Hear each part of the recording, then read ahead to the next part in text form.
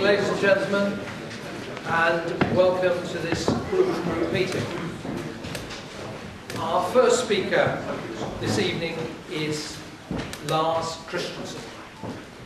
Mr. Christensen is the Chief Executive of Saxo Bank, which he co-founded in 1992. Saxo Bank is an online Danish investment bank with worldwide interests, which remain privately owned.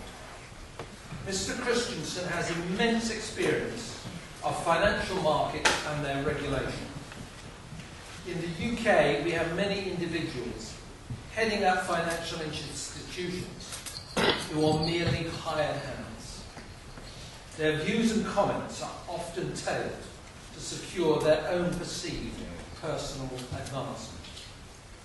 In Denmark, Lars Christensen is known for engaging in debates on political issues and social affairs. Saxo Bank is also a generous supporter of sporting and charitable causes.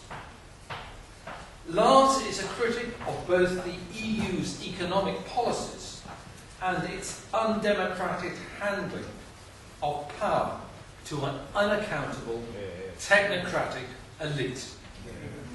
Ladies and gentlemen, Lars Christensen.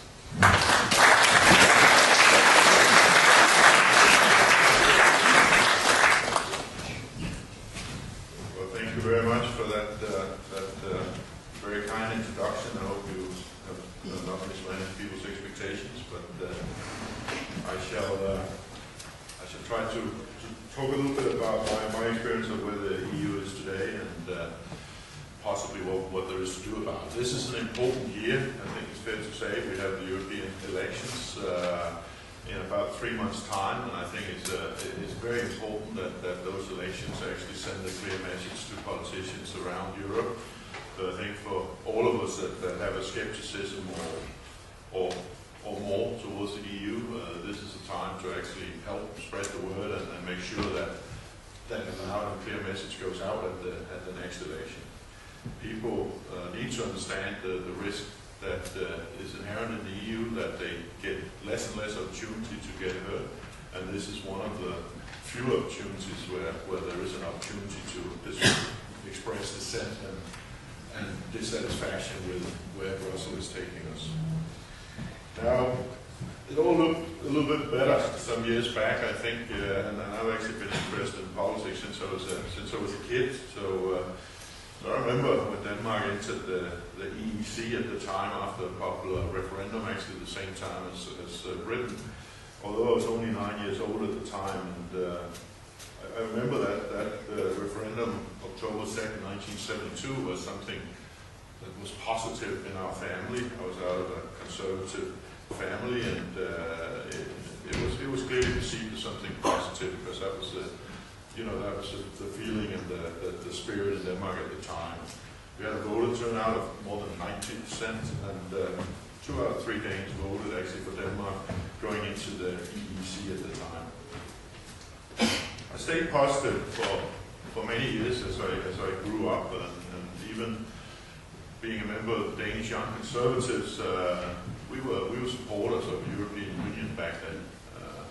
I can remember some of the members even wore blue and yellow EU socks as a symbol of this attractive long-term vision. I'm pleased to say I didn't, but that was probably more because I tried to look cool, and even then those symbols were not particularly cool to look at, certainly not in the socks. But in spite of having this relatively positive point of departure, which I think many people had towards the EU, I think that over time this support and this optimism has evaporated slowly but surely. The massive central bureaucracy combined with Brussels' complete arrogance and lack of respect for independence and history and culture of the nation states is slowly destroying confidence in the project, and certainly did it for me a long time ago. I must admit it took too long for me to recognize what the European project really was about. But I can see that recognition is coming much later to many others, but it is coming, and to most of our career politicians, though it hasn't come yet. But I think we can more or less conclude that the citizens of Europe, the peoples of Europe, they are beginning to smell a rat there. And I think from this point onwards, it's going to get increasingly difficult, increasingly uphill for the EU fanatics to push through new measures. But there's no reason to not suspect that they will be trying again and again in mostly undemocratic ways. So why did it go so wrong for the EU? Well, many reasons. You know, the ideology, of course, of the statists and the bureaucrats that took control of the whole organization. The clear contempt for democracy, the underlying hatred and distrust of capitalism, and the fear of markets that are not controlled and hence might force some discipline on politicians and their spending. Their willingness to sacrifice millions of people's jobs and lives and savings to a failed vision, and all of this in a complete contempt of the reality that surrounds them. I think this contempt is nowhere more evident than in the case of the euro. The euro has sadly buried Southern Europe in uncompetitiveness and economic failure. In some countries, it's made more than 50% of the young generation unemployed, and as we know, if young people stay unemployed for too long, they eventually become unemployable, and I think that's beginning to happen in several countries. But it's really the same thing happening in all the countries. There's a difference to where they are on the curve, but some of them are ahead of the average, some of them are behind, but ultimately they will all end up in the same uncompetitive place over time.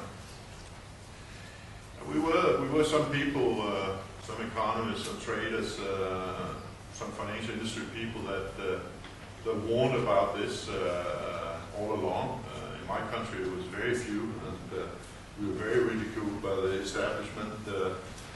But it turned out that we were right, and I think the euro has now so indisputably shown its true colors that anyone with a rational view of the world must see the common currency as a historic failure of monstrous proportions.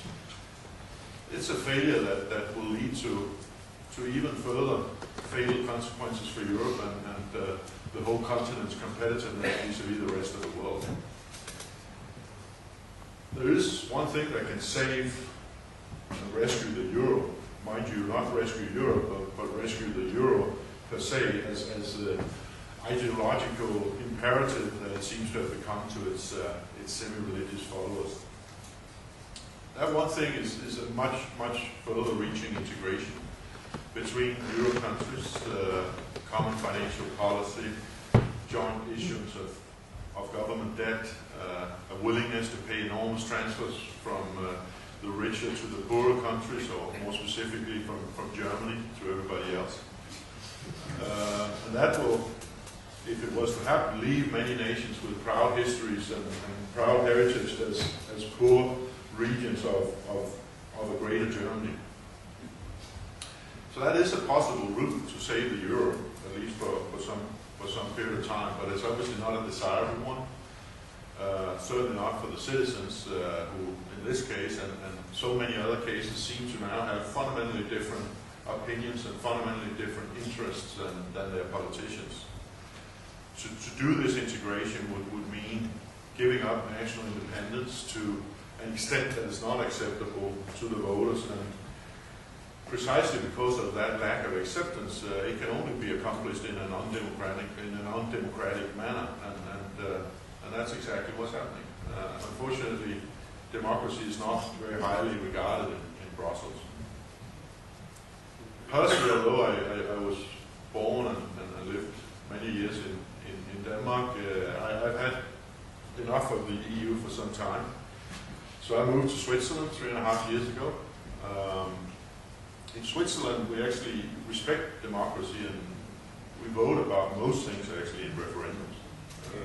Even this past weekend, among other things, the very important matter of more snow cannons in St. Moritz was up for a referendum and approved by a considerable margin.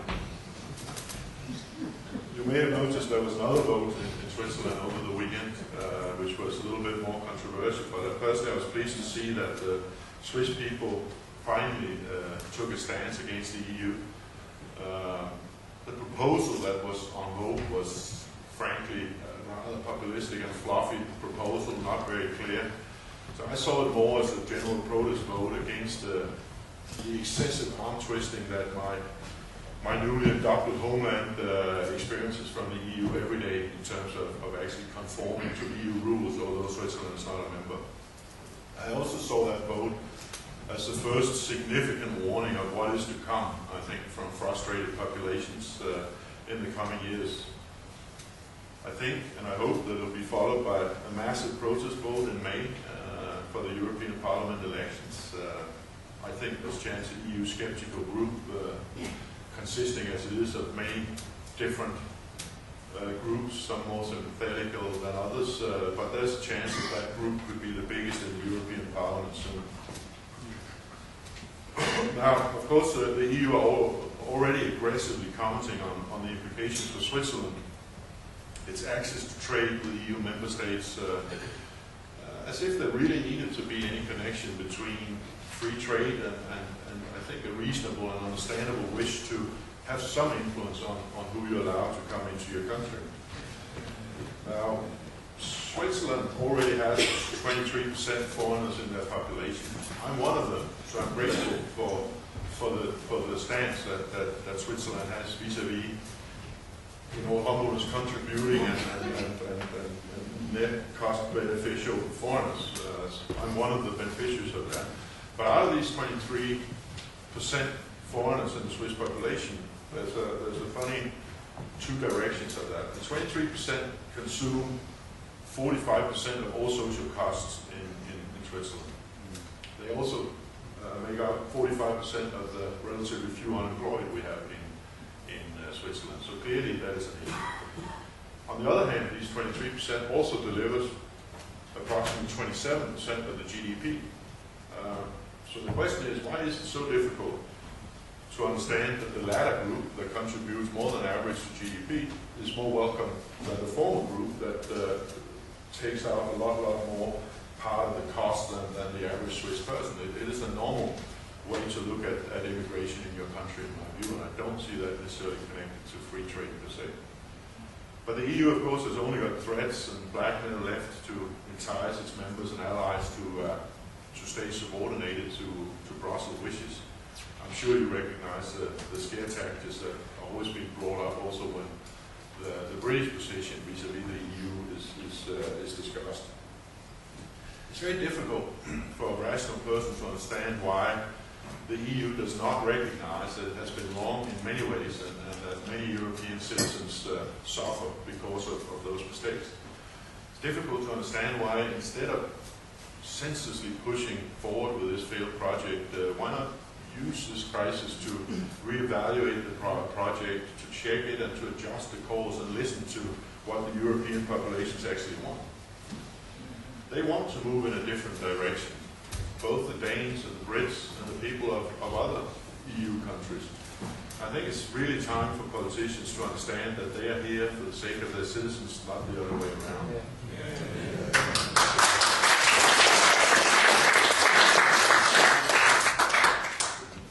Although I hope I'll never experience what I'm going to tell you now, I still dare to predict how strong Europe will be developing if the European Commission and the European Parliament and the Barrosos and the Van Rompuys of this world gains the power that they dream of and frankly are well on their way to achieving. So let's try to look 10 years or even shorter into the future.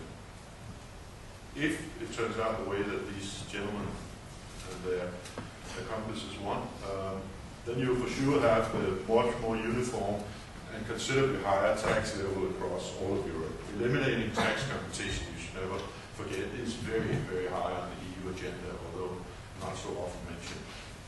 I'm also pretty sure that we will have experienced a supposedly one-off, never to be repeated wealth tax of more than 10% of your assets to sort of set the tone for trying to recover some of the debts They've already been to Cyprus, and they're coming to a country near you soon.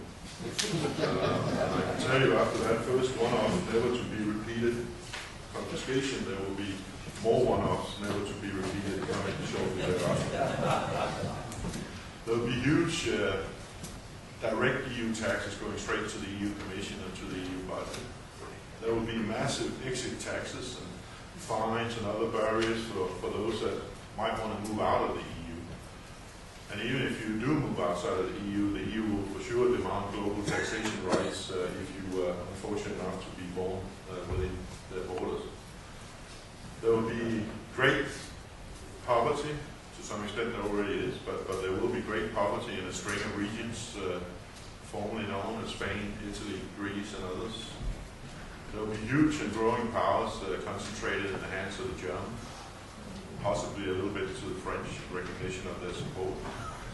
There will be no veto rights for any national state, and smaller states like my own country will have very little influence if any. There will be economic stagnation all over the EU. The financial sector will have moved on to the US, to China, to Hong Kong, to Singapore. Industry will have moved to Asia, to the US, that seems to actually be gaining competitiveness. The young, the talented, the well-educated will be moving away in droves to follow these new economic power centers. But you should take comfort, it's not all bad. The EU will still be a leader in some areas. It will be a great world leader in symbolic and irrational activities like low CO2 discharges, green companies supported by government budgets. It will be a world leader in corporate social responsibility, I have no doubt. And it will be a world leader in many other costly and economically losing positions. There will also, which is I think very serious, be a growing suppression of freedom of speech as far as certain critical expressions are concerned with regard to other cultures, to religions, particularly to the EU itself. You already have some considerable threats against freedom of speech when it comes to criticizing the EU. And you will certainly see increased attention towards suppressing any kind of deviation or antisocial attitude like skepticism towards climate projects or skepticism towards social rights, etc. And political correctness will achieve hitherto unknown heights.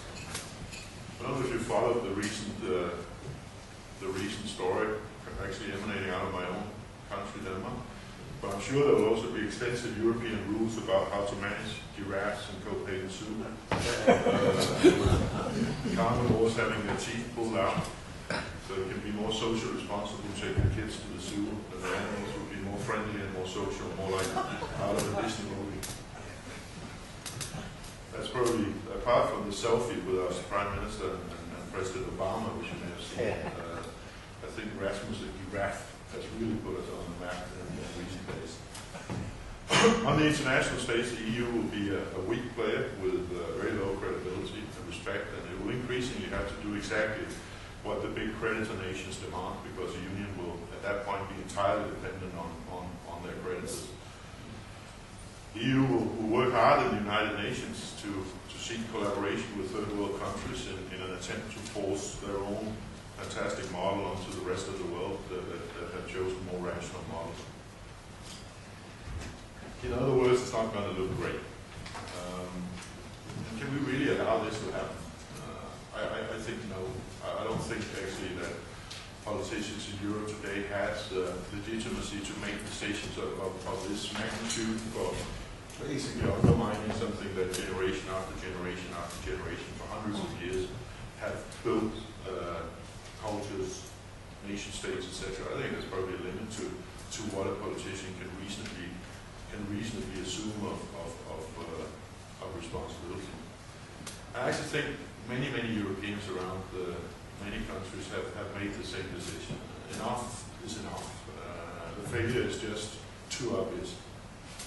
I hope very much that the European parliamentary election will be some kind of turning point. Obviously, this has taken a long time to get into this mess. It's going to take a long time to get out of it. But I do hope that a very strong signal will be sent, and I trust that Europeans know that these elections are crucial for Europe and for their nation states and for the themselves as both Europeans and members of the nations, that they have their culture and their history roots in. I think for people like us in this room, we have to make sure that Europeans across all of the nation states, that they actually understand the choice they have between a centralized, semi-totalitarian, anti-democratic, power-grabbing, incompetent group of people in Brussels, or actually trying to make the best of Europe, because there are many good things in Europe. It's not all destroyed yet. We have a huge number of citizens, wage earners, huge number of consumers. We have a well-developed free trade area. We have a lot of variation and differentiation. We have different economic systems. We have different, to some extent, competing tax systems. We have areas with low salaries that have good capacity for service and industry and manufacturing. We have other areas with high education and high salary areas with good prospects for innovation and creativity. We have the strongest and historically most important cultures in the world. We have largely a Christian legacy that brings us all together. And I also think we have not a pride of the EU, but a pride of being part of Europe, but also a pride, of course, of being citizens of our own nation states. These are two very different roads to choose, and that's why I see that these elections are probably the most important. For many, many years, they probably have relatively low participation, but they are very important, and it's up to anybody that has concerns about where the EU is going to try to help people understand how important that choice is. So if you love your country, and if you love Europe, let's not waste this chance to make an impact. We need to save Europe from the EU. So let's try to do that. Thank you very much.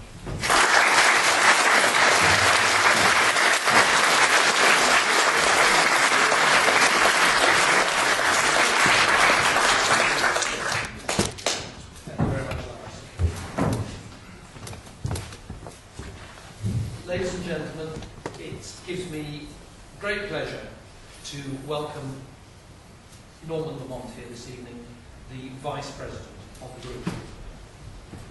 Norman Lamont is a man of immense political and financial experience. Before entering Parliament, he was Director of Rothschild Asset Management. Throughout his parliamentary career, he has been a strong advocate of free market economics and privatisation. He became an early supporter of Margaret Thatcher, and on the day of the first ballot for the leadership of the Conservative Party in 1975, he accompanied her to a lunch appointment at Rothschild's. Among the distinguished directors of that bank, there was, of course, Lord Victor Rothschild, former head of Ted Heath's policy. Unfortunately, lunch did not go well. And afterwards, the great lady is reported to have commented, "Never take me to that red bank again."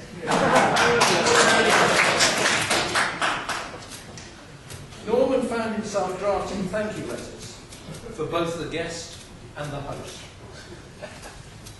As Chancellor of the Exchequer, Norman Lamont led the negotiations which secured Britain's opt-out from the single currency. And following Britain's exit from the ERM, he put in place the monetary framework which ensured that Britain had a period of sustained low inflation, accompanied by robust growth. Currently, Lord Lamont, in addition to his role as a working peer, is also a director of and consultant to a number of leading financial institutions.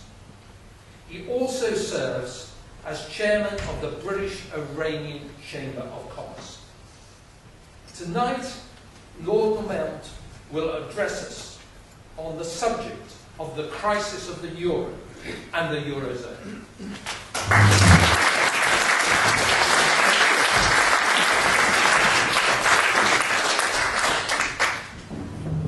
Barry, ladies and gentlemen, first of all, thank you very much indeed for inviting me here tonight. I'm delighted as Vice President of the Bruges Group, which I've been for a very long time, to be here on the 25th anniversary of the founding of the Bruges Group after that great speech by Margaret Thatcher, a speech that I think resonates today and gives us the sort of vision of the Europe that we ought to have.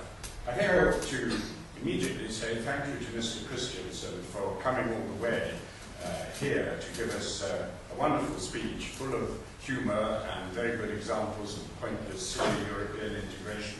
It reminded me of a talk once given by Václav Klaus, the theme, where his title was "We Need Europe Without the EU," and that's what we do need. I see from the programme that tonight was under the title "Europe, a Crisis of Democracy and a Crisis of the Economy." I wanted to talk largely about the economy. As Barry said, the subject of the Euro and the Eurozone is one that is very close to my heart. They said of Mary Tudor when she died, they opened her body and found the word Calais on her heart. I think when they open mine, they might find the word Euro on my heart, because I spent the dreariest year of my life negotiating Britain's opt-out and assuring them that we were not, while I was Chancellor of the Exchequer, going to join the Euro, and the Euro was going to start without Britain being a member. And I rehearsed all the reasons against it, some of which have come to pass, some perhaps not yet, but they simply wouldn't believe it. And it was a complete dialogue of the deaf.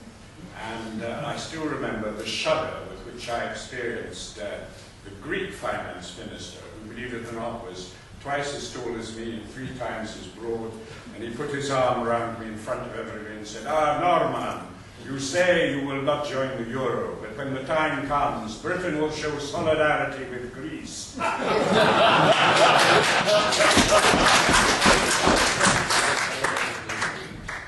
But because I spent a whole dreary year listening to all these arguments and being convinced that this couldn't work, I realized a fundamental truth. It was really driven home to me that this is not an economic idea. It is a political idea. It is a religion. The currency has very little relation to economics. And this was very well put by a Spanish economist, Pedro Schwartz, a Spaniard with a German name, who once wrote that the origin of the Euro owed more to Freud than it did to Adam Smith. And he said the reason the Euro exists, so firstly, the French are afraid of the Germans. Secondly, the Germans are afraid of the Germans. Thirdly, the Italians don't trust themselves. The Irish want to be rid of the British. The Spanish and the Portuguese want to be French. The Greeks want to face the Turks eye to eye. And the Netherlands, Belgium and Luxembourg all want a place at the top table. Well, I think that was more or less right, although he left out one thing, which was, of course, we won the war all on our own, and we don't have anything to do with all these people across the channel. But I do think that, frivolous though that was as a remark, it contains a profound truth, and the determination of European countries to keep the Euro going, whatever the political cost, whatever the cost of human suffering in terms of unemployment and youth unemployment, is deeply rooted in history. And I think 3 wars with Germany in just over 100 years, Paris occupied twice in those wars, that is deep in the French psychology. It's very difficult for us to understand. But for that reason, I've never believed that the Euro would break up quickly. I've always said it would be quite a long time. Now, recently, the Euro crisis seems to have ebbed a little. Is this crisis over? Well, I think one has to ask which crisis, because the Euro has gone from one crisis to another. It started off with a crisis about the solvency of individual governments, then it moved to doubting whether there could be any growth in the Eurozone, and now there is the threat of deflation.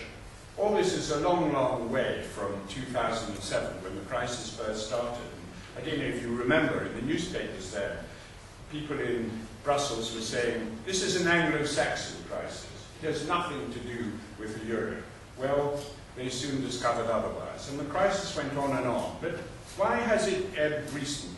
Well, I think it's down to one man, Mario Draghi, the President of the European Central Bank. Some of you may recall a remark by Enoch Powell when he said, "A politician's words are his deeds."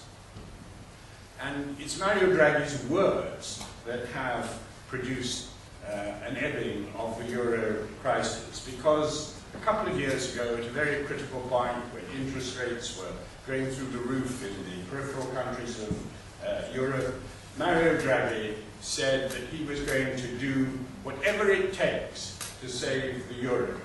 And this was interpreted by the markets as meaning that the central bank would buy government bonds of all the countries that were in trouble, of Spain, Portugal, Ireland, and Italy.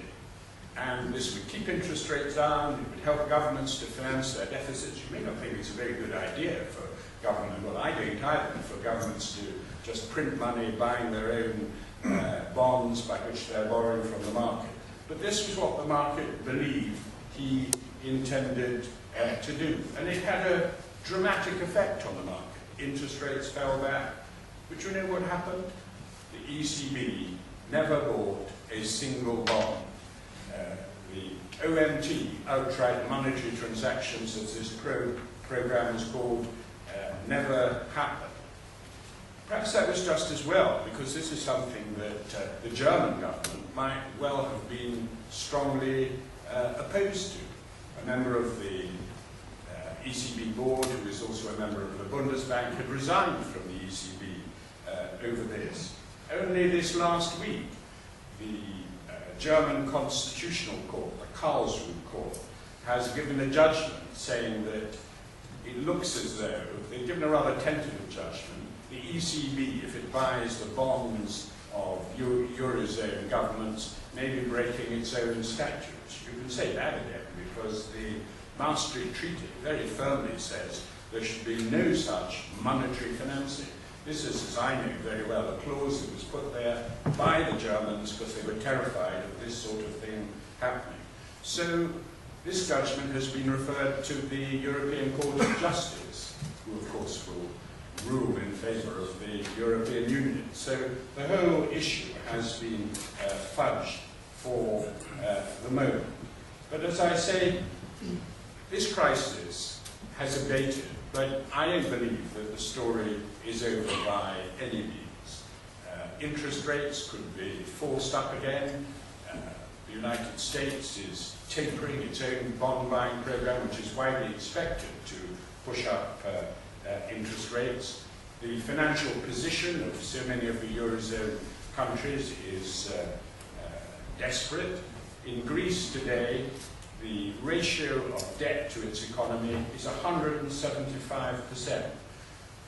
They've had huge retrenchment, of course. We think we've had austerity in this country, but we've had nothing compared with what is happening on the continent. The Greek economy has shrunk by 25%. That's 4 times the peak to trough fall in the economy here.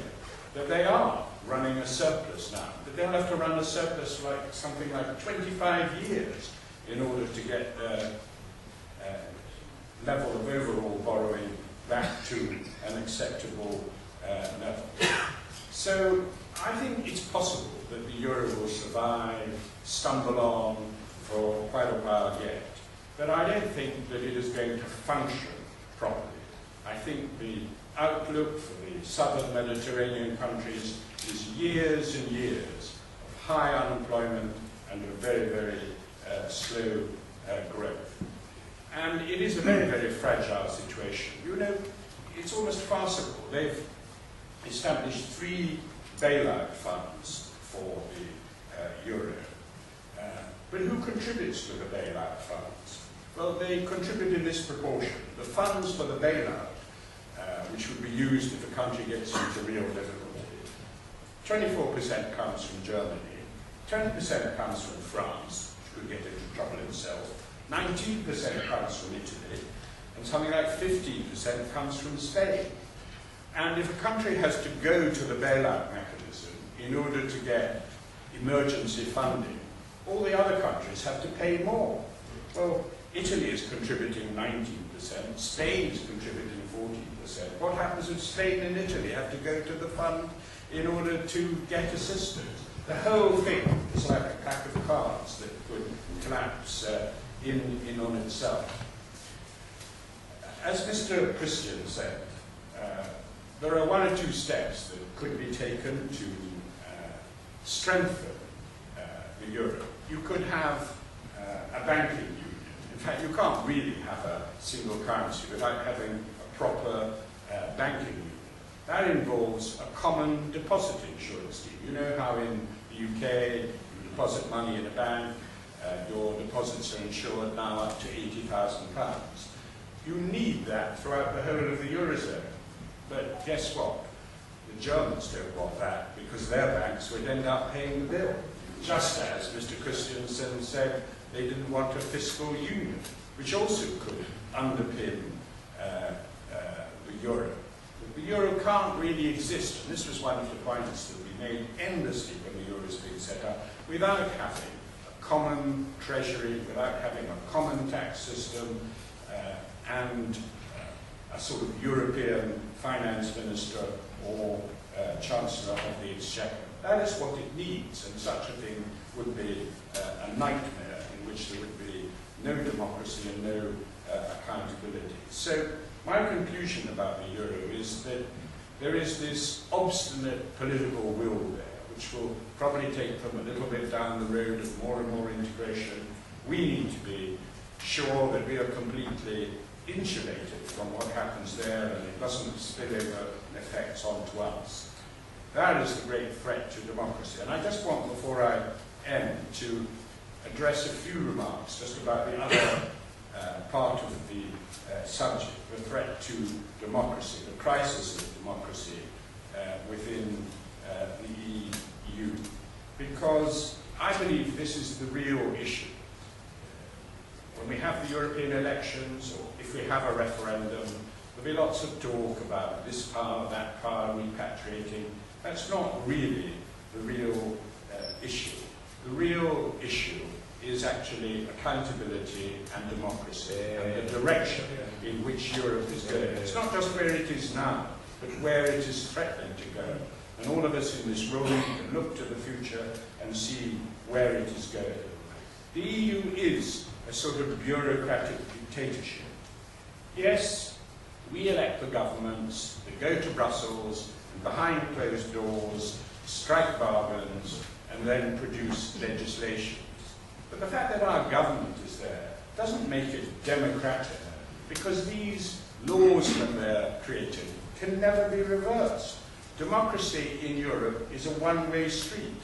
In a national election, if a government introduces a law, another government can and often does come along and repeals it at the next election. Elections are fought about it. But that never happens in Europe. Laws are, it's very difficult to reverse them because they're all negotiated between governments on the basis of horse trading, and thus legislation becomes a one-way street.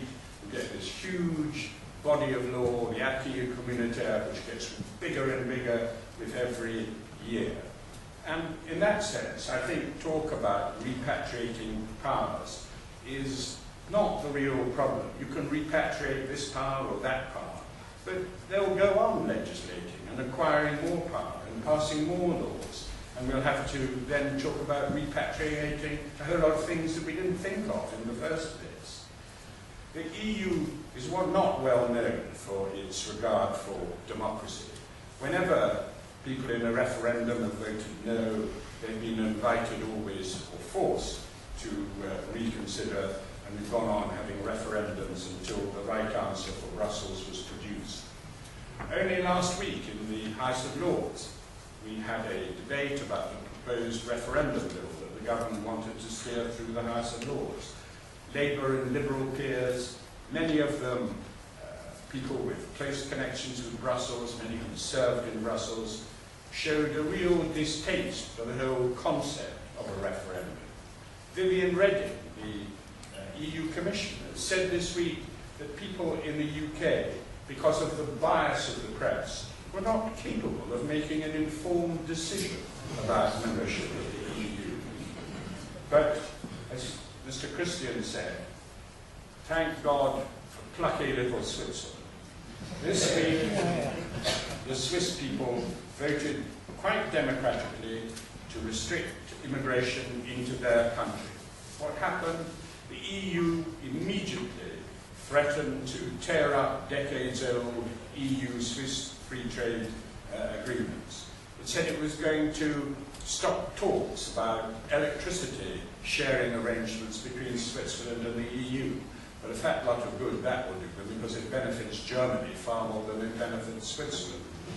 They said they were going to carry out their threat to tear up these free trade agreements. As Ian Milne, who I see sitting 3 rows from the back, pointed out to me, the Eurozone exports 250 million euros of exports, and imports only 211. It's hugely dependent on Switzerland as an export market. And they're no more going to carry out their threats than they would carry out these pseudo-threats that we always hear would be applied to Britain if we dared to leave the Eurozone. You know, we used to look down at Switzerland in this country. We would say, well, you can't really compare it with Britain. It's got a completely different structure. They're just into services and cuckoo clocks. But this is actually an economy that's far more integrated with the EU economy than the British economy is. And it also enjoys the highest standard of living of any country in Europe. That's all that's wrong with it.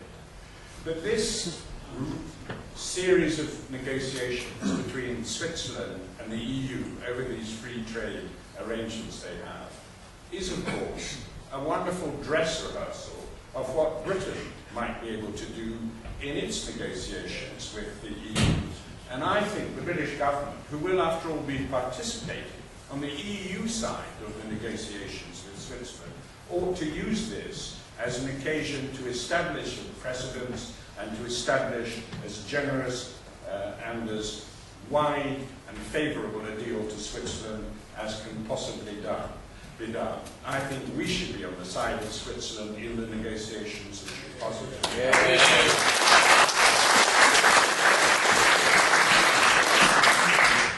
So this is a dress rehearsal for our negotiations. It couldn't be more important, and we ought to show the world that just like the Swiss, we are determined to govern ourselves and to pass our own laws for our own people through our own parliament.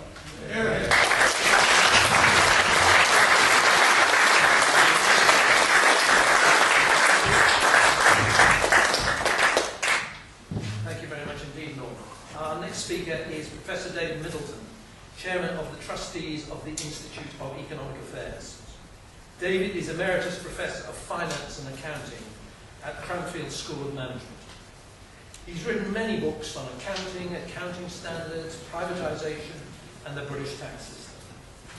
His latest works include They Meant Well, Government Project Disasters. David has been a lifelong supporter of sound money. Ladies and gentlemen, please welcome David Myddelton.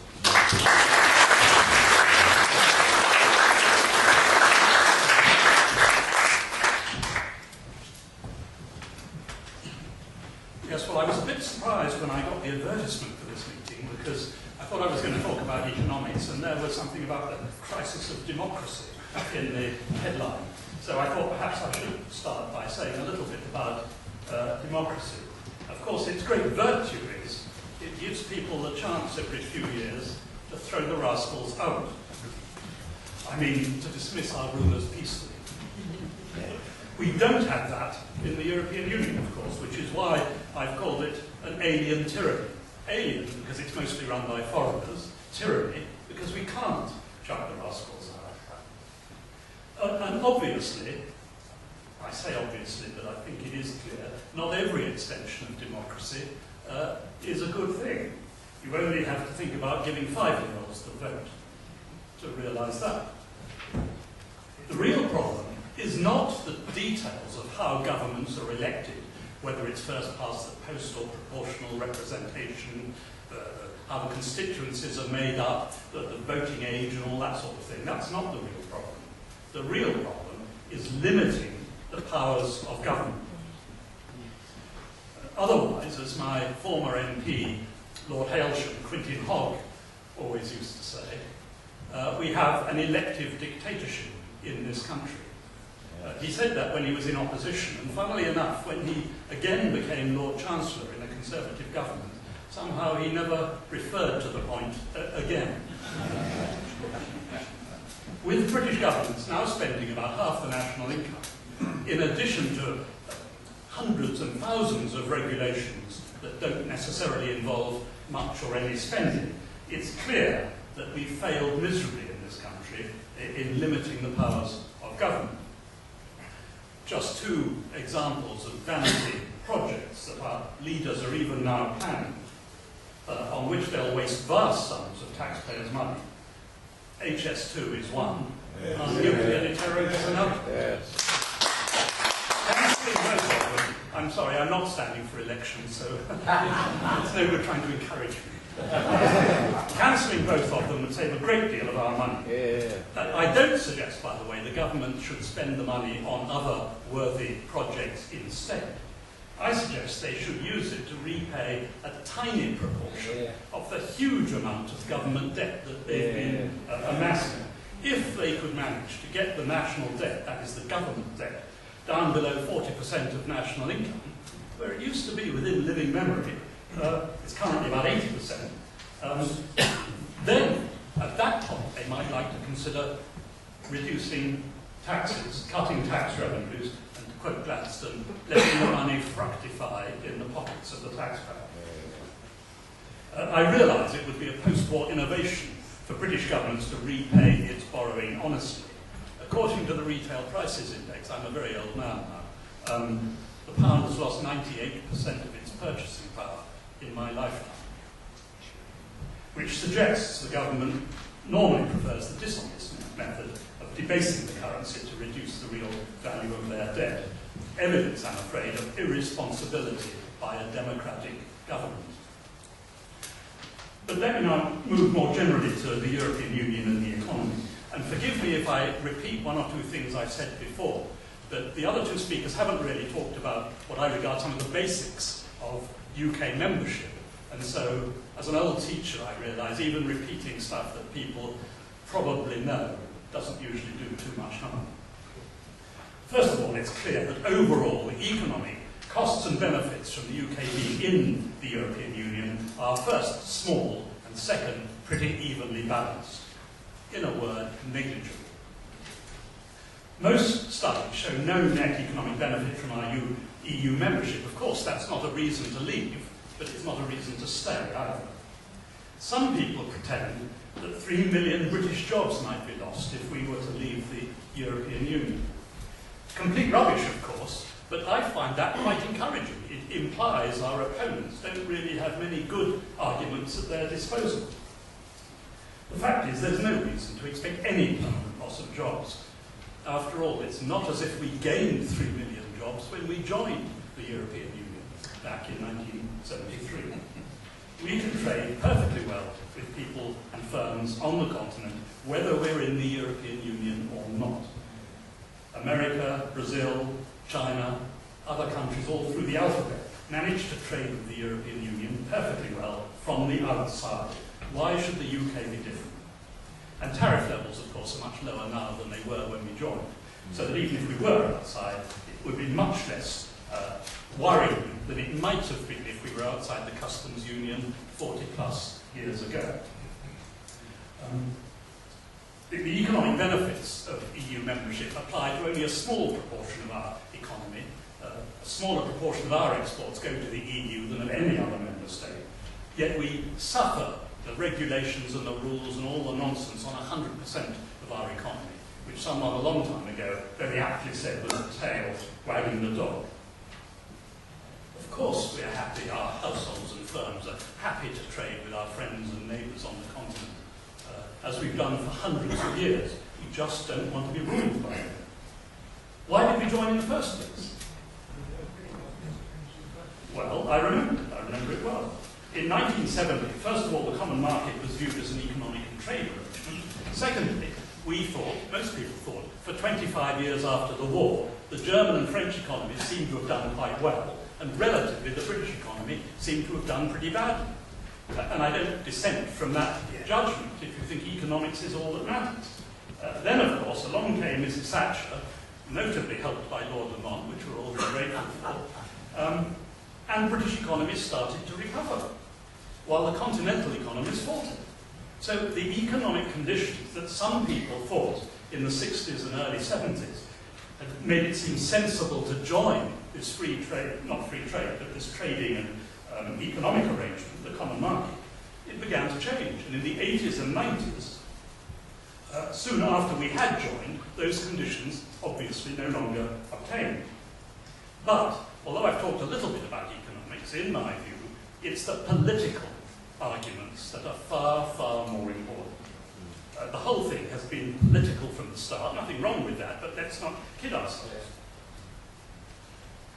Exactly by this way, exactly the same is true of the approaching referendum in Scotland.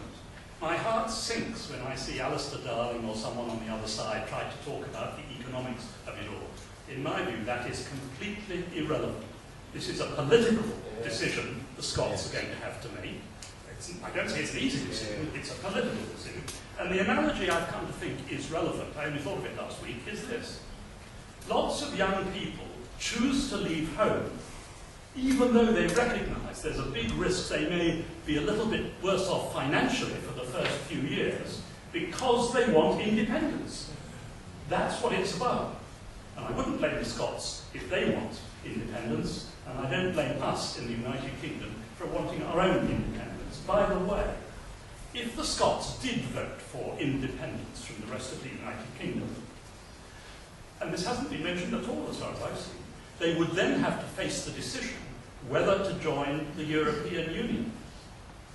And I don't think we should assume automatically that they would choose to do so. They might not. If you really want independence, it doesn't seem to me that joining the European Union is a terribly clever thing to do. Could Britain ever convince the rest of the EU to reform? Lord Lamont mentioned this briefly. In my opinion, not a chance. The Euro fanatics, many of them, to be fair, perfectly sincere, but they're incorrigible. There's absolutely zero chance. We've been global traders for hundreds of years. We've had a worldwide outlook, not a parochial European one. An image strikes me of the 2012 Olympic Games in London. I wasn't a great fan of the nonsense about the Industrial Revolution that we had in the opening ceremony, which seemed to imply that if only it hadn't been for the wretched Industrial Revolution, we could all happily still be playing village cricket on the green. I believe it was a Marxist who was responsible, and that doesn't surprise me. But the point that I would like to draw attention to, about 200 nations marched past in that interminable ceremony.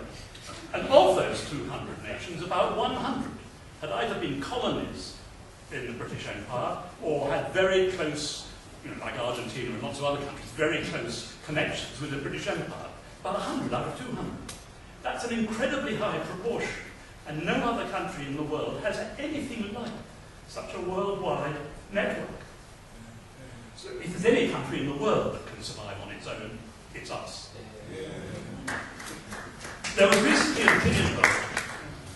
recently an opinion poll. Which asked, which of 5 selected nations would you say Britain has most in common with, culturally, politically, and economically? 2% said these were selected nations. 2% said India, 10% Germany, 11% France, but 28% said Australia, more than India, Germany, and France combined, and 49% said the United States of America. Food for thought there, really, for the Europhiles. Geography matters now far less than it did even 50 years ago. Air travel is much faster and cheaper, as are telecommunications. And of course the internet is revolutionizing business. So being next door to the continent of Europe is no longer that important for trading purposes. As I say, it's a political question, and I was delighted last year when our Prime Minister, David Cameron, made an important point about the Treaty of Rome and its fundamental objective of ever closer union. He said, We in this country have never been comfortable with that aim. Absolutely right, but I've never heard a British Prime Minister say it before. For a long time, most British people couldn't believe the continental politicians were serious about ever closer union. And many Eurosceptics make this mistake still. But don't be fooled.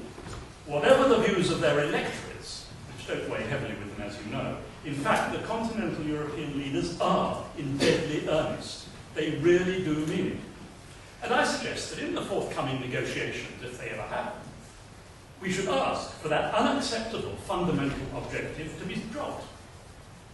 It's pretty important to us, what they call a red line. And my own view is that that point alone would be enough to scupper the whole thing. I'm conscious that some distinguished statesmen, because I put this point to one the other day, are convinced the European Union's negotiators will be prepared to say anything without having any intention of sticking to it. I don't agree. I think it would be such a humiliating public withdrawal to say we no longer believe it, which in any case they do believe, that I can't imagine they will take it away. But if they did, terrific. That's point 1, and we have point 73. Some years ago, by the way, if it were dropped, there would be one very beneficial outcome, namely the European Court of Justice could no longer use ever closer union as a key criterion in their decision-making, which they do at the moment. Disgraceful, because of course it's an entirely political point, but they do.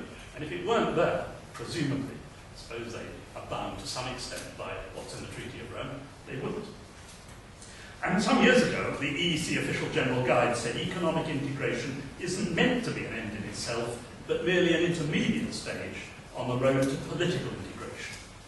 Well, I don't know about you, but personally, I really don't fancy political integration with Austria, Bulgaria, Croatia, and all the rest.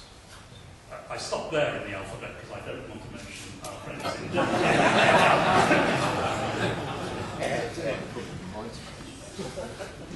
I've been trying recently to tutor a young girl in maths. To begin with, I gave her a short test to see what she knew, but she cheated by using a calculator which wasn't allowed, and then lied about it. One of her problems, she's only 10, is she fancies she's rather a good liar. She thinks she can deceive people. But I'm an old teacher, and you don't have to be an expert to know that someone who can't multiply 8 by 8 is unlikely to be able to multiply a 2-digit number by a 4-digit number in her head, which is what she told me she'd done. I told her it was even more important for me to encourage her to be honest than to try to teach her some maths and not to tell lies. Why do I mention this? I'm talking about the EU. Because the episode reminded me of the European Union. They cheat too, and they tell lies about it. Remember the Lisbon Treaty and all that nonsense when the French and others voted against the Constitution and how the Lisbon Treaty is completely different? Of course it wasn't. So they were cheating, and they were lying about it. And they haven't got the excuse of being only 10 years old. It pains me to say it, but they're sort of grown up now. I don't believe their auditors think they're much good at maths either. I needn't, I think, refer in this audience to the Stability and Growth Pact, but that's quite a good example of the way they just ignore international treaties. And the bailouts, or Lamont mentioned this, to Greece, Ireland, Portugal and Cyprus, and the various kinds of assistance to Spain and Italy, it seems to me all clearly breached the terms of the Treaty of Maastricht. But not all continentals care what an international treaty says. This is the 100th anniversary of the outbreak of the First World War. And we declared war, essentially, it's a complicated story, because Germany invaded Belgium, and we had treaty obligations in that respect. But they couldn't understand our reasoning. The German Chancellor said we went to war just for a scrap of paper. Now we on this side of the channel think scraps of paper matter. But many of the statesmen on the other side seem not to. These are partners who don't believe in utmost good faith. The European Union certainly has a democratic deficit as well as a financial one. And personally, I don't see any reason to believe that either of these deficits are going to disappear anytime soon. Thank you.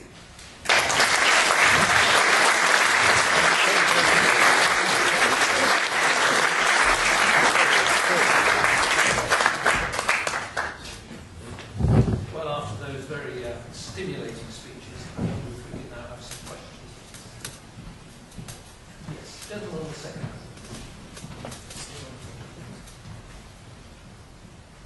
Why should we continue to give our opponents in this debate benefit of the thought of good faith, as they refer to, when they are habitually rude to us, particularly in these uncertain times?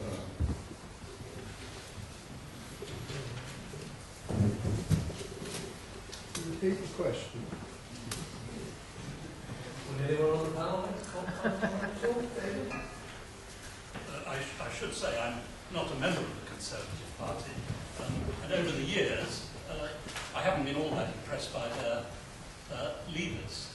But I think we've got to be a little bit robust. These are serious questions, they are political questions. People feel strongly about it, and if our opponents are a little bit rude, well, frankly, when we've had to fight opponents who've invaded neighbouring countries over several generations, I really think we can put up with a little bit rudeness. All I would suggest is be a little bit rude back if you feel like it. Next question. Yes, gentleman on the second. Yes, how about you, sir? I'd like to take a bit of issue with the remarks about the scrap paper. You want to take the microphone so we can all hear? I'd like to take a bit of issue with the Myddelton's remarks about the scrap paper. In fact, when the Belgian Treaty was pulled up from the archives, taken to the cabinet, and they all started looking at it, they had at least 3 different views on whether or not it was Britain should in fact abide by what it was asserted to be guarantees. And in fact, Gladstone made some very interesting remarks, which were quoted by Sir Edward Grey in 1914 in his famous speech. Just one line from that. To say that treaty obligations must be carried out without regard to circumstances is plainly an assertion. And Gladstone then went on to say that treaty obligations should not be carried out without regard to the circumstances.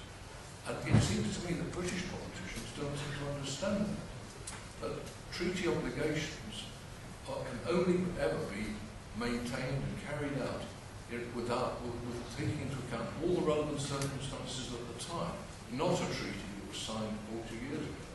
Thank you very much indeed.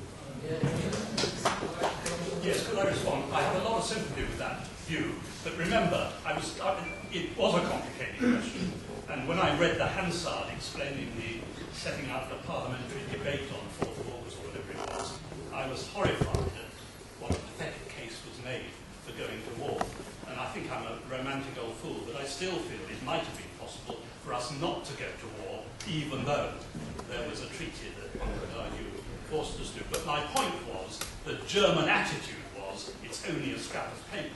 And somehow that attitude seems to have mysteriously carried over to the European Union, which really doesn't care what the law says. I didn't go on and on about the Stability and Growth Pact, but that's a very good example.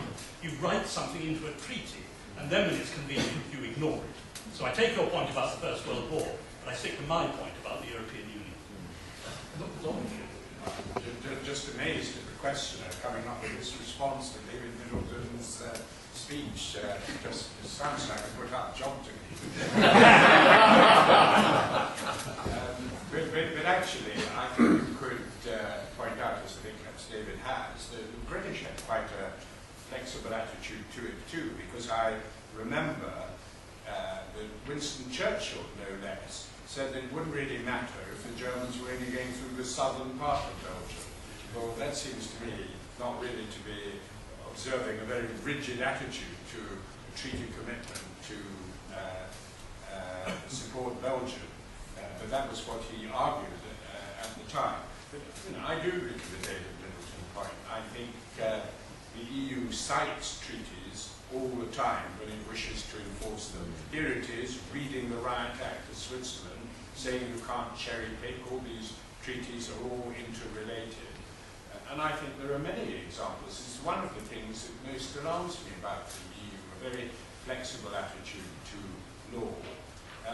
If you take the first bailout mechanism, the first one that was introduced in order to bail out the Greek and Irish economies, there was no provision in the Treaty of Maastricht for bailing out governments. Indeed, the whole Treaty of Maastricht went to enormous length that it was not possible to bail out other governments, because the Germans were presciently very wise, that they might, very far-sighted, they saw that they might be obliged to be the paymaster of Europe. So there was no provision for a bailout mechanism. But what happened? When, in order to save the euro, they had to rescue Ireland, they reached for a clause in, not the Maastricht Treaty, but in the body of European treaties, which referred to natural disasters. Well, natural disasters meant earthquakes and floods, and allowed you to give assistance to countries in that way. And that's what they used as the bailout, called the first Eurozone crisis. Well, Christian Lagarde subsequently admitted that this was really illegal. And then they altered the treaties to make it legal. Lars, have you any thoughts on this question of honouring commitments? Well, Denmark hasn't been doing much in terms of war since the Vikings, right? But those were good days for us. I don't think we worked much with treaties in those times. I think on the first question, I would say the thing about parties that you would suspect would be have some feeling of obligation to defend the national interest, and I think that is a very big problem across Europe, that unfortunately a number of parties that shouldn't logically be supportive of what's going on in Brussels, including some in my own country, it really doesn't stack up against the sort of the ideological foundation. But I unfortunately think that certainly for a small country like Denmark, where there is no other way for a politician to really get into the big league than to get to Brussels and hang out with big leaders from big countries. You might have better opportunity as a British politician, but in Denmark, if you want to hit the big time, you got to go to Brussels, and that unfortunately I think leads to an illegitimate support for the system, because it's the only way to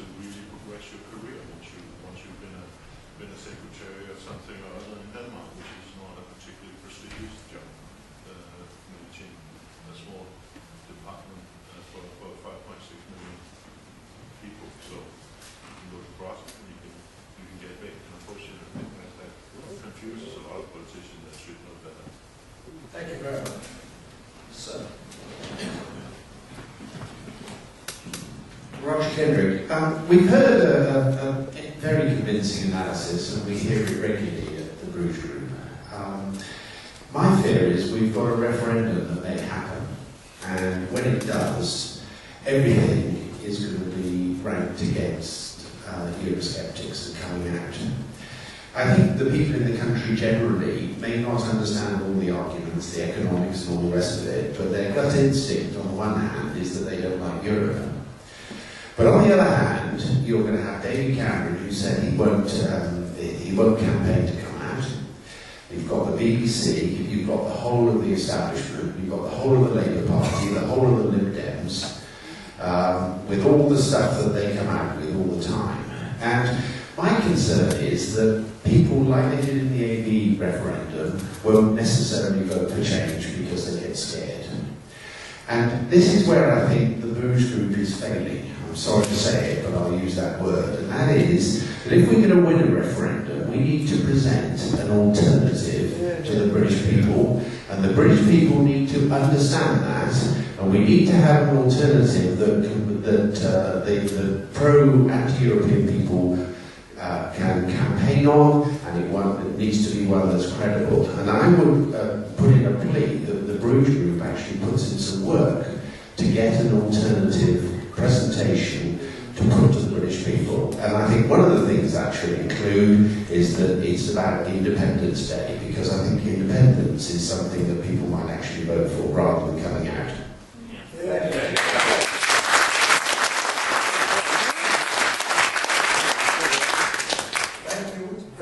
Roger. We have, in fact, put in a 20,000 word submission today for the Brexit Prize, which is all about how we get out and what we should achieve by getting out. We can't publish it because David Myddelton's got the copyright on it, as the head of the IEA. But I'm sure he's going to be doing a tremendous job actually publishing the winning entries for this €100,000 prize. Norman, we saw all these establishment people in the House of Lords 2 weeks ago, basically putting the case for staying in the EU and not wanting countenance change. How do you see a successful campaign for changing our relationship with the EU developing? Well, I think the question is right. There will be a huge array of people with a lot of misinformation.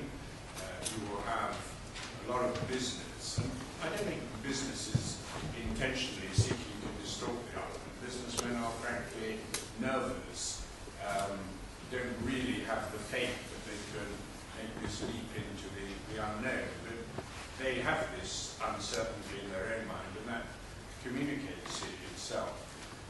So I think that would be formidable. I think an argument that you'll get that will be quite difficult to meet, but there are answers, is this government by facts. The argument that if you're outside the EU, but within some free trade arrangement with it, you have no control over the regulations, and you just get a fact telling you what the EU has decided. I think this is vastly overstated, but I think it's quite a sort of difficult point to overcome. I think your idea of using the word independence is a good one. Alex Salmon doesn't like the word independence being used. He doesn't like the word separate being used. He sort of likes to give the... In fact, if you look at what Alex Salmon is saying, he's rather implying that the Queen will stay, the pound will stay, the defence orders in Scottish shipyards will say things are going to remain the same in order to change. It's rather bizarre. I think one's just got to... I haven't got an easy answer to the question. I think you want to argue the case, you have to argue that we are perfectly capable as a global nation with worldwide interests of trading with anybody. This is all a lot of nonsense about 3 million jobs. You've got to be robust and stand up and say, for goodness sake, can't we govern ourselves? I think the argument about accountability and democracy, which I would guess people are unanimous in this room about it, I find it very difficult to get over to people in the public generally. They don't see it. They don't see it because this hasn't impinged on major issues. You can say, well, isn't it unfair that insurance premiums between men and women have been equalised without anyone having any say? How do you revert?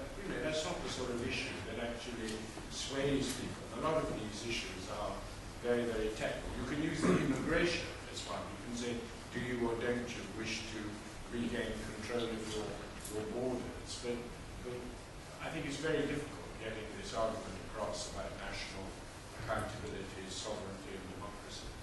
Thank you. David? I think this question of, what will become of us if we leave the European Union is a perfectly natural human one. But the question I would ask is, what will become of the European Union in the future? I mean, this is a declining body. If you look at the demographics, they are absolutely disastrous. Most of these countries are going to lose a lot of population.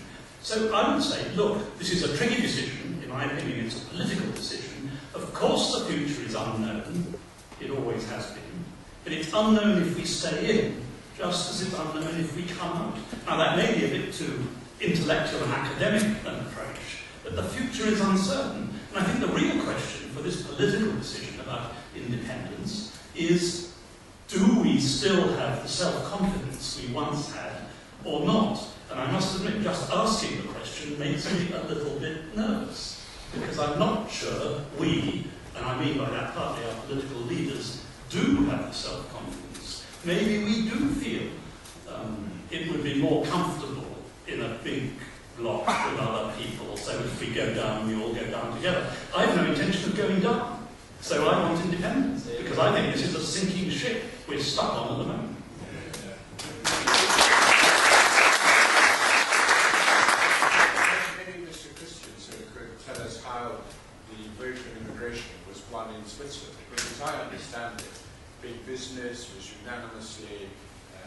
against the vote. Government and the Parliament were pretty unanimous. It was really the people against the political class plus business. It was a formidable array. Well, very much so. I mean, it's very much the establishment against a certain part of the population.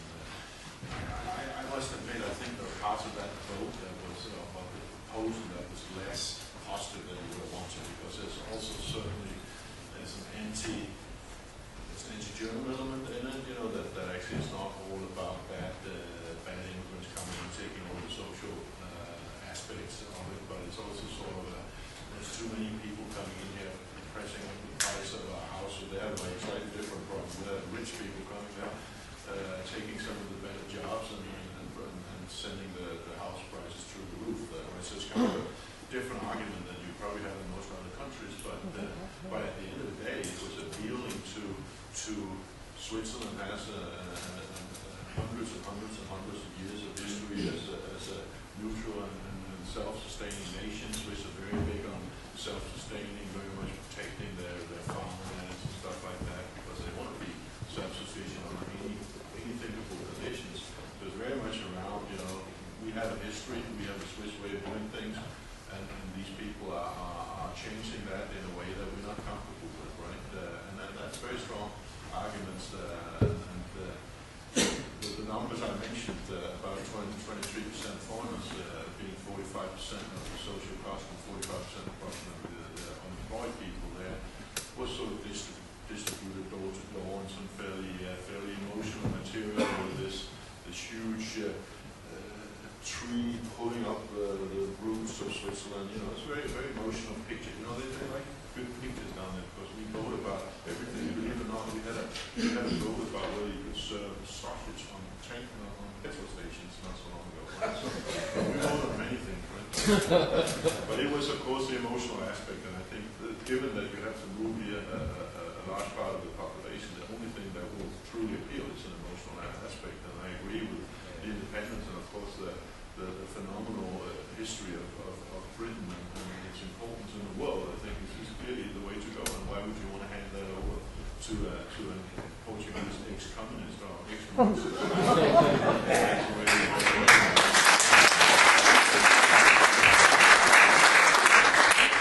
Okay, gentlemen just behind you then on the second row from the back. Yes, over the next shirt. Sorry. The overneck shirt, just on the other side of the arse. Right. Sorry. Yes, that gentleman there. No, the one absolutely on the aisle. That's all. That's right. I'll come back to you, sir. Thank you for your talk this evening. Are we making a mountain of a molehill here? If you look at liberation movements, they generally require action. And any referendum here would be an advisory referendum. And the money that would be used for that advisory referendum would be our money. 326 people in Parliament can't seem to get their act together for 20 years to organise a referendum, so why don't we do it ourselves? Newly formed countries have had democracies, and their new voter rolls and everything else in 10 weeks. We can do this ourselves. Since the trade union reforms in the 1980s, there are so many voting organisations around the country, we can do this ourselves. So as anti-EU groups, what we need to do is actually lead by example and just say, well, 80% of the population want to vote. The AD referendum costs 80 million, so 44 million voters, about 20 quid each. I think we can afford that. We probably have 80 people in the country with £1 million who are able to, just back it up just in case we didn't get enough funds. So what I'm saying is, why don't we organise the referendum ourselves? Why don't we do it before the next election, say February, so if they have a repeal the European Communities Act, those MPs can get the boot. And let's choose something that not only that we can win here, well, which is say the EFTA option of Norway, but Denmark could win, Sweden could win, Finland could win, Northern European countries could rejoin EFTA. Thank you.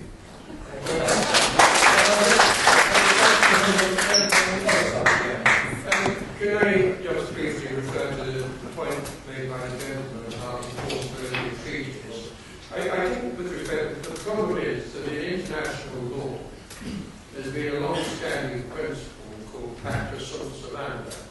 In other words, the treaties must be observe. It goes back hundreds of years to the Dutch jurist Grotius and many others. So I thought I'd just make that one. But my question is to Lord Lamont. You said towards the end of your speech that you thought the doctrine of acquis communautaire may not be such a serious issue. Yet is it not the case that David Cameron is trying to persuade the British people that he's going to repatriate powers from the centre back to the nation states? And yet, as Christopher Booker, in a quite remarkable article in The Spectator this week, has shown that there's been an accretion of powers to the centre ever since 1914, and it's only its culmination in the present times.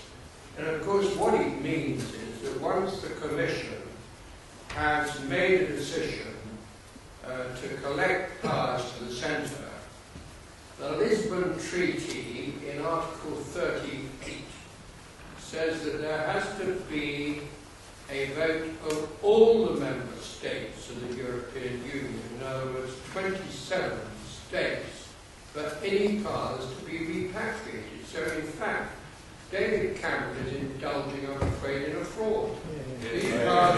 These powers will not be repatriated in law, and again we are going to be sold something which is just an untruth.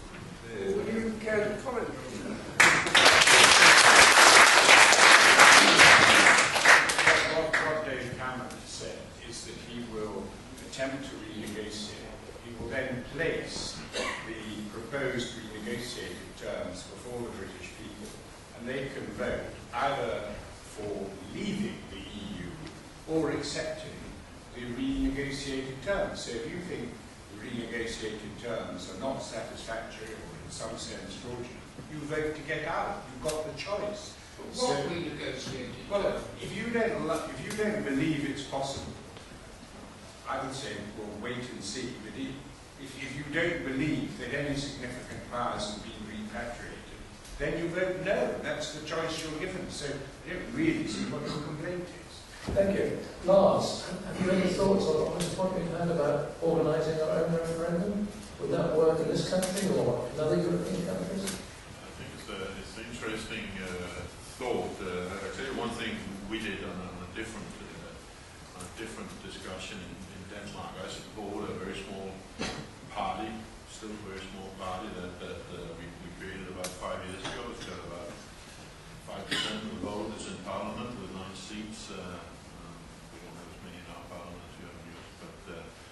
But one thing we did at the last election was to try to make it about tax, which is a big issue in Denmark being the highest taxed nation in the world.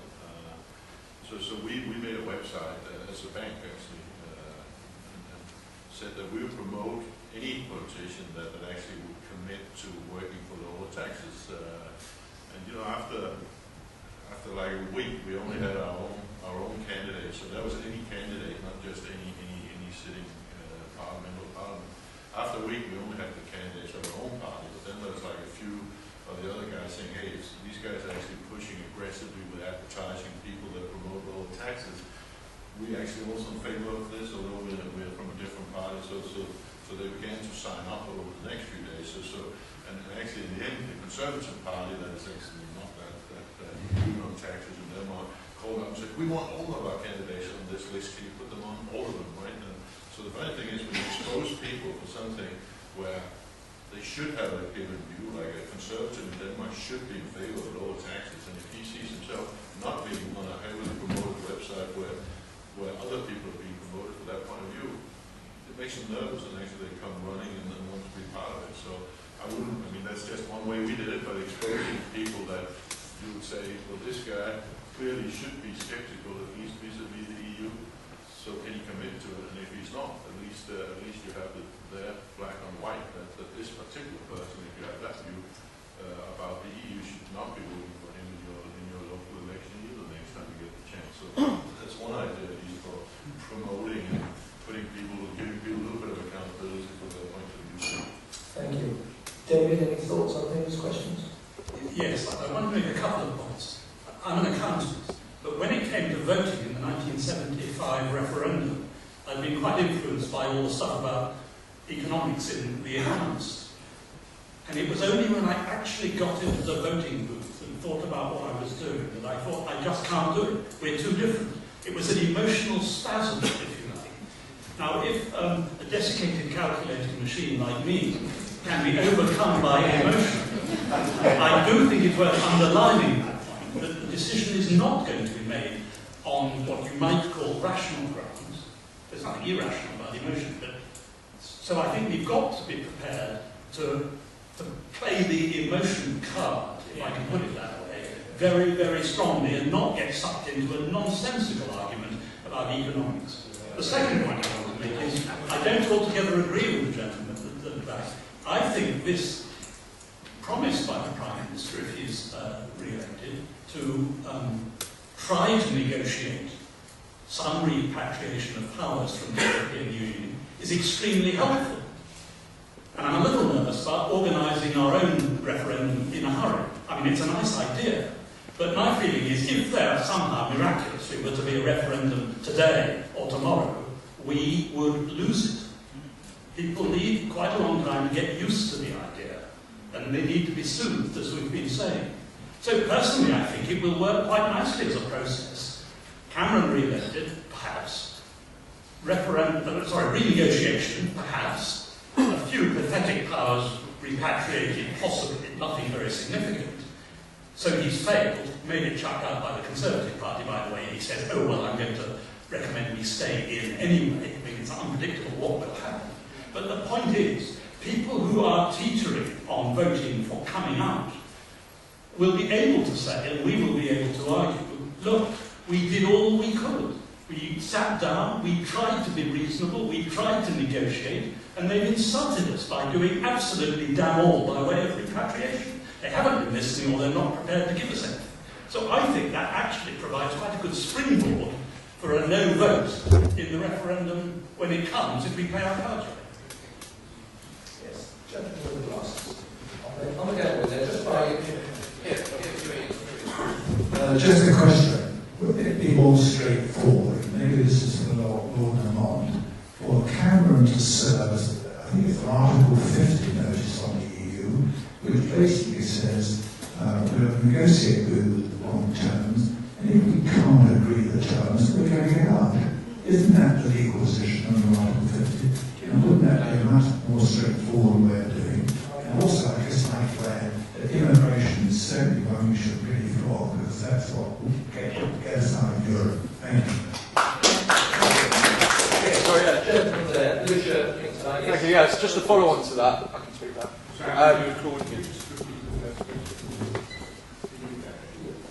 Yeah, with Article 50, it takes 3 years to renegotiate.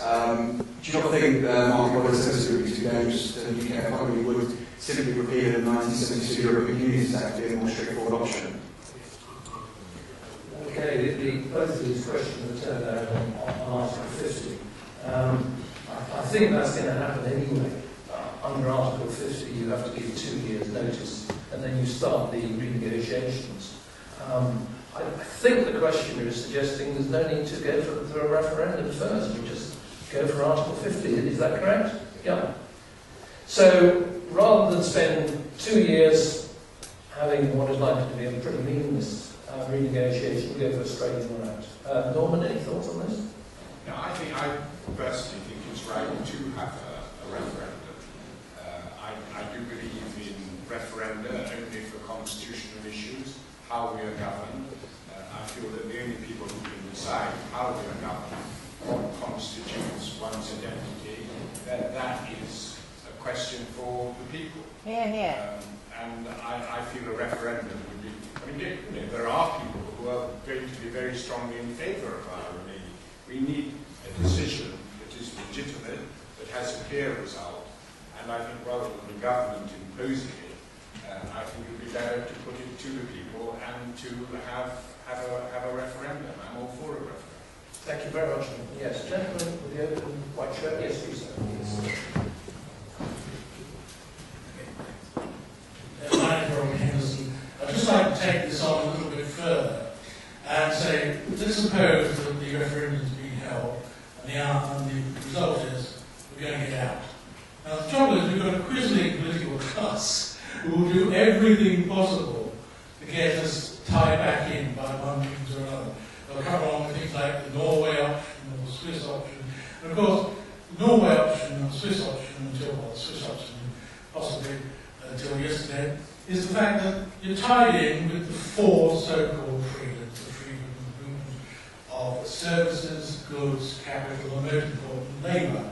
So my question is quite simple. Bearing in mind this unfortunate fact, namely a quisling political class, how on earth can we rely on a renegotiation being an honest renegotiation, even after the British public have said, get out?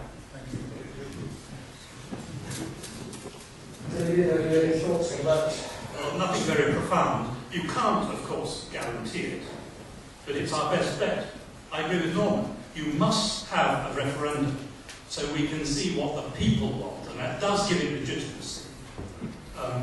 And the quisling political class, as you call them, I think would be, I mean, they're pretty discredited now, but they would be a hell of a lot more discredited if there'd been a get-out referendum and it never happened.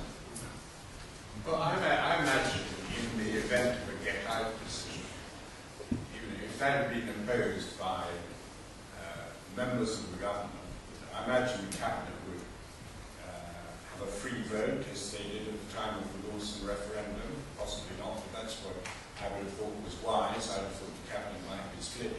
I would have thought if the referendum went in no direction, you would then probably have a government formed of those who had supported that decision, who would then decide on the way in which that would be implemented. That would be the logical constitutional thing to do. Thank you very much. Yes, gentleman there. Okay, one for that? Yeah. Yes. We're talking about referendum now, right? But there is a referendum in May this year. That will be a referendum on the EU. And if the anti-EU people, such as UKIP, get good results with backing from people like the Bruges group, with your professionalism, your knowledge, we could get good results from UKIP or other people like them, and that would be a referendum. And then Cameron would have to be positive and do something before the next election. So what are we going to do? This is the chance. This is the referendum. This is the people's referendum in Britain, in the UK. Why it's still in the UK? Thank you very much. Yes, comment on. I don't think that is the case, unfortunately, because the turnout for the European elections is more likely to be 20%. You get a very, very low turnout. I don't think you could possibly make a decision about our membership of the EU just based on the turnout in the European elections. And forgive me, sir, but I might point out that the Bruges group is not allied formally to UKIP. Thank you. Gentleman on the getaway with the black pony. Yes, sir. Gentleman. Thank you. I have a general question. The chairman mentioned the famous meeting between Rothschilds and Thatcher. So my question is, why does the panel think, why is it that the global financial, political, cultural, media elites are so much in favour of the European Union, so much in favour of ever closer union, even to the extent of wanting circuit drawing? Why? My question is why. Thank you very much. Lars, I've got a feeling this is a question that you thought about quite a bit, and you've got quite a bit of expertise in this area. I know many people in the financial industry that take an extremely skeptical view of the EU and certainly of the euro. I mean, I don't actually know very many financially savvy people that think that the euro has a chance in hell of surviving, right? So I think it's not necessarily right that there's a big support for it, but there is a nightmare situation in the banking industry today where you know, the banks are forced. I'm not being an apologist here because I think a lot of banks made a lot of horrible mistakes, but you try to be a big Spanish bank and not buy Spanish government bonds. You try to be a big Greek bank or a big Cyprus bank, not backing up around Greek in Cyprus bonds. You know, you're forced into some kind of evil collaboration with the governments here, right? And then of course, as you have to buy these useless pieces of paper, then you get into financial problems. You need a bailout. You get more dependent. You get fines. You get regulated. So you have a situation here where I fear very much for if we will even have a free banking sector. If you can argue that we have it now, but whether we'll have that 10 years from now, it's a very, very evil cycle that we're into here. And so at the end of the day, the banks don't have much choice other than collaborating. And I don't think it's with their goodwill. I mean, I was to Cyprus a couple of times just before the things went really wrong down there, speaking to a couple of the senior bankers down there, and they felt they had zero choice in terms of what they had to do in terms of supporting the Greek financial system and the government borrowing system, right? So they were kind of painted up into a corner, and they didn't have much of a choice because you cannot not support your government as a big bank in a eurozone country today. So you end up having to sit with these things on your balance sheet, and ultimately you're going to need a bailout, right? And that just eternalizes the situation. I would support your point though, because I just want to say that I think also that the European elections are pretty important. You know, it's certainly not a referendum of in anybody's imagination, but it is very important to send some signals here. I think I would hope that you could also vote Conservative and send a signal that it's not just UKIP that sends a signal, but that's for you guys to figure out. But it is very important across Europe that you see signals now to politicians. The only thing that will change politicians and their natural self-interest is if they feel that the voters are going in a different direction. So it's no longer in their interest to be against their populations. And the EU Parliament election is a good opportunity to really make a point here. And I think a strong point will be made, although of course it will be with relatively low participation. But I think it is important, and I think it is very, very key that people understand this is the time to at least send a message. The truth is, we shouldn't have a European Parliament. That's the worst thing about it. Okay, I'll take a final question. Gentleman on the third. Yes, sir. Yes. John Stratton. Should we be demanding from David Cameron what his red lines or his objectives should be prior to the referendum and the renegotiation? Because if he won't tell us, I don't think people will believe that it will be a serious renegotiation. And what will happen is that after the event, it will all be spun as a great victory, even if the most minor things have been achieved. Yeah, well, I agree that there is a danger to be spun as a great victory when only marginal adjustments have been made. I personally have faith in the British people that they can see that. I have faith in people in this room, the electorate in general, if there are no adjustments made, and the press commenting on it all, I think that would become very obvious. I think you're right that at some point, I'm not saying he has to do it now, but obviously in advance of the negotiations, the government have to say what their aims are. Not in precise detail, but what sort of areas they're thinking should be for repatriation. I mean, I think all this may come up at the time when the Germans themselves want to have a treaty revision.